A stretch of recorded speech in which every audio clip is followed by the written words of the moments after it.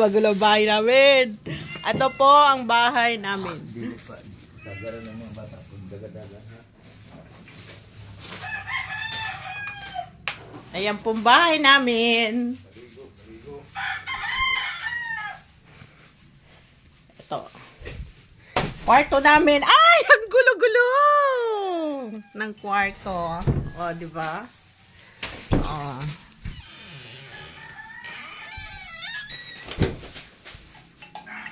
Ito ang boys room. Ito yung kitchenette namin. Kitchenette! Boys room. Yan, boys room. May natutulog pa nga eh. Oh, my dad's room. Oh, di ba? Ang ganda, pero magulo. Ito naman yung kabuuan ng bahay namin. Tapos may borders kami dito sa kabila. Ayan. Ayan po. Yan yung sinira ni Yolanda. O, di ba? Hanggang ngayon hindi pa nare-repair. Oh.